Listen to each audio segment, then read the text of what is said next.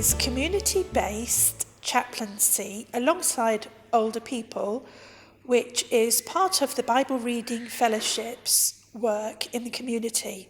We are ecumenical. We work alongside older people who are living in their own homes, perhaps living in a care home, people who have a strong faith, little faith or no faith.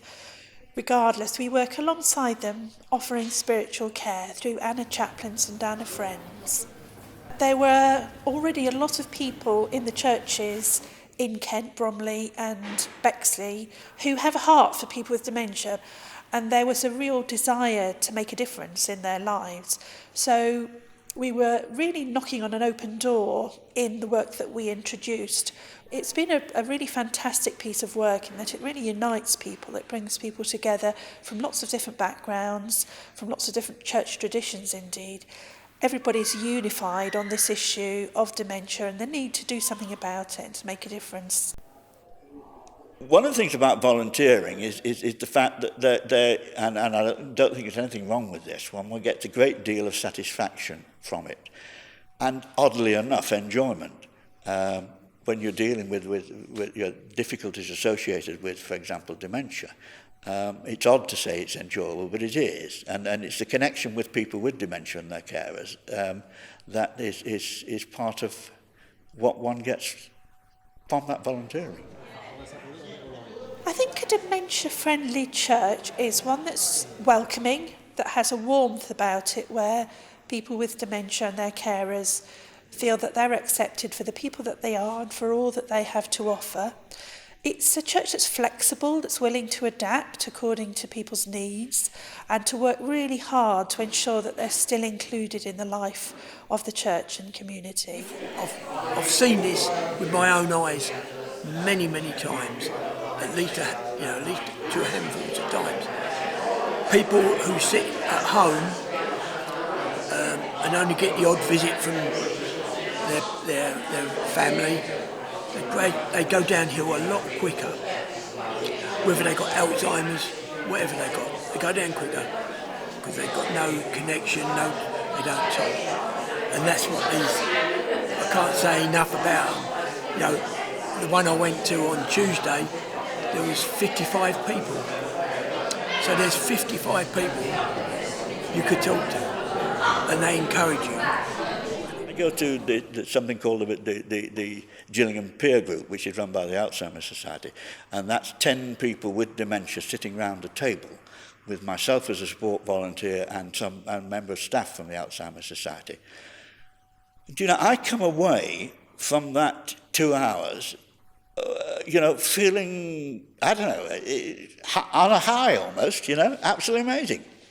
Because, the point is that these are people with dementia who are getting something from life still and continue to get something from life. And that, to me, is, very satisfying.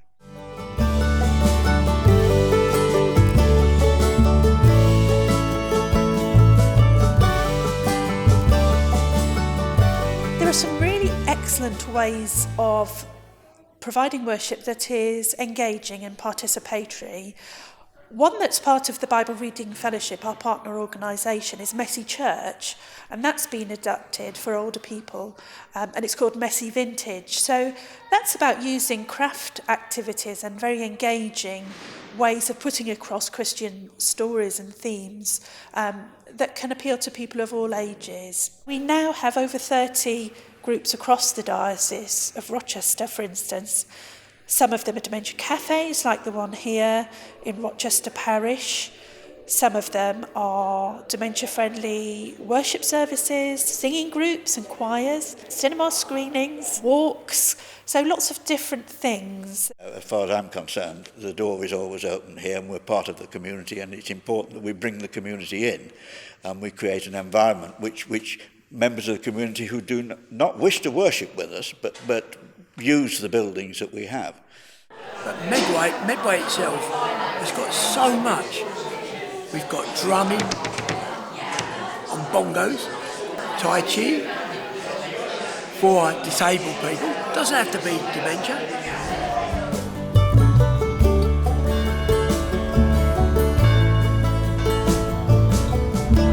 I started to get an understanding of dementia, and although it's always a frightening thing, the more you have to do with it, the less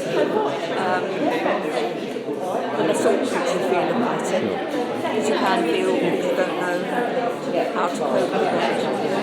It's good to see the carers here. The carers are the ones who really have the problems. Sure. The dementia people are aware that they've got dementia sometimes,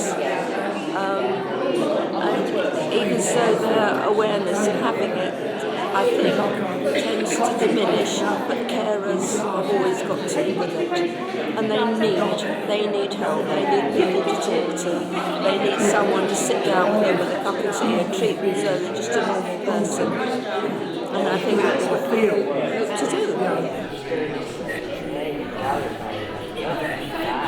I feel the need to get the word out, to try and deal with the stigma that's attached to dementia, and to involve those people who have dementia and their carers in the wider community, to make them part of our wider community, not isolated in their own homes.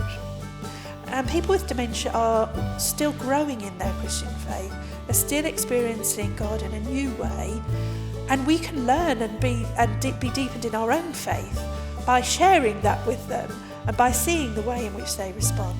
And it can actually be very moving and very uplifting to worship with people with dementia. I think we're really missing out on something if we don't make this effort to include them. And we see the person, not the dementia, that we see that there's far more to the person than their dementia. And dementia isn't the thing that defines the person, but we see them and we value them for who they are.